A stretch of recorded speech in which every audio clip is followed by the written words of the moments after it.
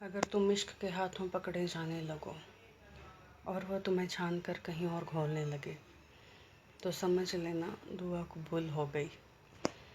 प्रणाम सभी मित्रों को। आज आप लोगों के साथ कुछ बातें शेयर करने जा रही हूँ। जैसे हम लोग देख रहे हैं अमेरिका में काफ़ी ज़्यादा हिंसा भड़क रही है रंग भेद को लेकर के। बहुत ही नकारात्मक हालात बन रहे हैं और हम लोग देखते रहते हैं कि समय समय पर इस तरह की हिंसा कभी किसी देश में, कभी किसी विषय को लेकर के, कभी किसी विषय को लेकर के होती ही रहती हैं। वजह और कारण अलग अलग हो जाते हैं। तो इस बार भी ऐसा कुछ हुआ है, तो क्यों ना हम इसके थोड़े से कारण जानने की कोशिश करें कि ये सब क्यों हो रहा है।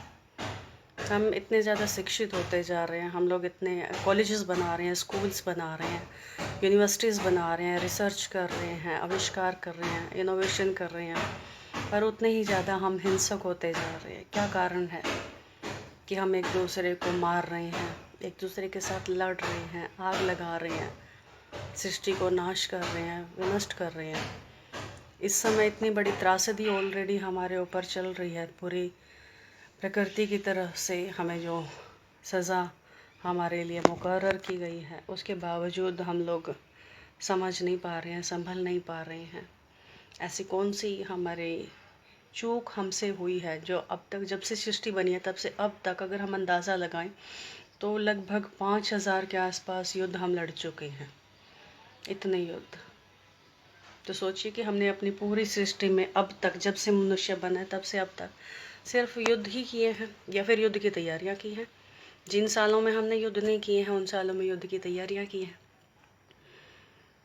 तो फिर क्या हम इसको विकास कहेंगे? क्या हम इसे प्रगति कहेंगे? क्या हम इसे कहेंगे कि हाँ, हमने सृष्टि को कुछ कंट्रीब्यूट किया है? तो हमसे अच्छे तो कहीं ज़्यादा अच्छे आदिवासी हैं जो कम से कम युद्ध तो नहीं दे रहे हैं हमें। आदिवासियों ने, पशु पक्षियों ने, पेड़ पौधों ने एक भी युद्ध नहीं लड़ा। ये सारा सभ्य समाज ने युद्ध लड़ा है, पूरा का पूरा। आज भी हम तीसरा विश्व युद्ध लड़ रहे हैं एक तरीके से, बस ये जैविक हथियारों से है। तो ये समय हमारे पास नफ़रत करने का नहीं है, नफ़रत फैलाने का नहीं है।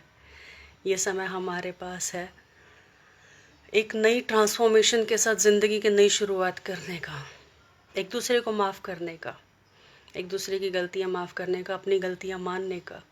प्लीज़ एक दूसरे को माफ़ कर दीजिए। अगर आप किसी से भी अपने दिल में नफ़रत पाल कर बैठे हुए हैं, उन्हें नफ़रतों को मिटाने की कोशिश कीजिए।